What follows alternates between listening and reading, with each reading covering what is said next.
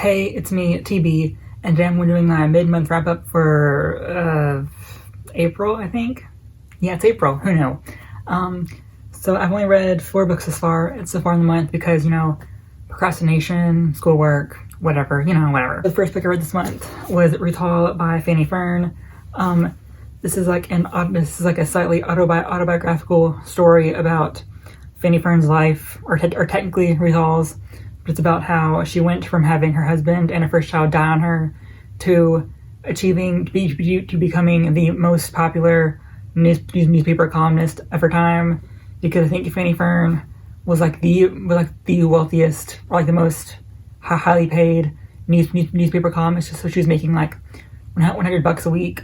So she was very successful at the time. And it's just kind of following Ruth Hall's life through very short chapters that are mostly a page, or 1 to 5 pages long. So they're all very short. And it's just kind of just following her life. And she goes from the beginning to being married to her kind of being able to leave her hometown, I guess you'd call it. There's a part of this where she's deep in poverty because she just doesn't have a job, and her family kind of abandons her and leaves her to fend for herself. So yeah, fair warning, the characters aren't very great in this. I enjoyed them because I understood why they were written the way they were, but they're very two-dimensional because to kind of show her story and her own life. So while Ruth is very deep and complex, Owen's very 2D. So yeah, I gave this 5 stars.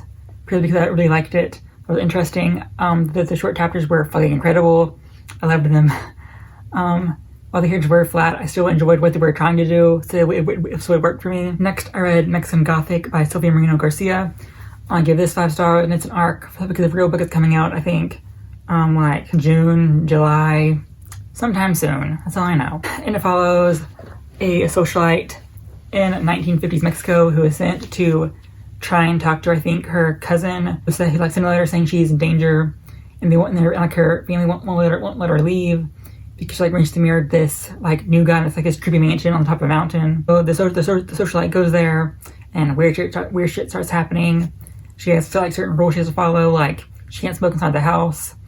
She has to be quiet all the time because the elderly patriarch is old and shit, so she has to be quiet for that.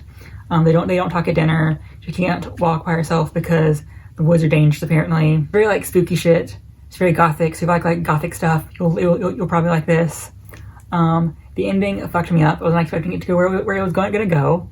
Shit happened. There are many plot twists, and yeah, it was overall very good. I enjoyed it. Next, I read Beowulf. I read in this edition, which is a bind up of other world literature. So yeah, I marked as read on Goodreads. You couldn't find a short edition because the version I read in this book was 70-ish pages long. Every physical copy of it is 200 plus pages. So I have no idea what I was missing out on. I feel I got all the major plot points. So yeah, I think I gave this 4 stars. Yeah, I did. Give it 4 stars. I liked it, but I don't remember what I didn't like about it actually. I think what has to do with the fact that all the characters have no depth to them at all. They're very one note.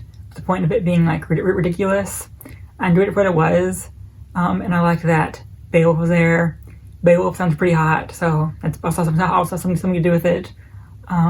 It's just a fun medieval classic. Not enough to say it's there. It's cool. I liked it. Finally, I read Huck Finn. I fucking hated this book. I think I gave it 2 stars. Just certain parts that felt very dragged out to the point of not needing to be dragged out that much. Pretty much everything after certain characters get introduced feels very drawn out and just pointless, I guess. This book's about a kid named Huck Finn who gets sent. He escapes his dad on a raft with an escaped slave named Jim. It's basically about Huck trying to learn not to be racist.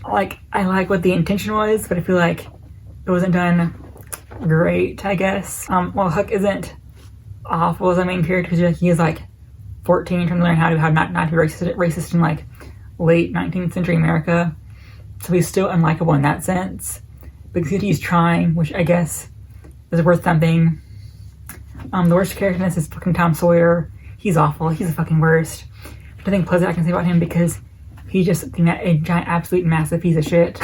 And yeah, not much I'll say because not a lot happens. Well, a lot happens, but nothing has to do the main or fall theme of Huck not to be racist. he is like disillusioned towards the end of like Tom Sawyer and like his whole like system of like trying to get him to escape. There's not a lot else to say. It hasn't been said already by other people. So yeah, it was like 2 stars. Will I ever read it again? Hopefully not, but who knows. Sure didn't talk about what Beowulf was about. Beowulf is about this guy named Beowulf who is sent to this place in like Sweden, some like Nordic country somewhere, who knows, somewhere over there. And he's sent there because this guy, Hrothgar, his people are being killed by this creature named Grendel. Beowulf is there and he has to fight off Grendel. Shit gets more complicated kind of. And then eventually Beowulf becomes a king, like not a king I guess, but he becomes like very important in his own right, I think. So yeah. It's not that long as it's like 70 pages. Like if you read like even like a normal like bind up of it, it would be very like quick to read anyway because like written in poetry, like verse poetry form. So it wasn't like hard to read at all. So yeah, that's all I read in April so far. Not as much as usual, but you know, depression, anxiety, procrastination, schoolwork, all that shit has to do with that. I doubt I'm gonna read much else throughout the rest of the month. So who knows? But yeah.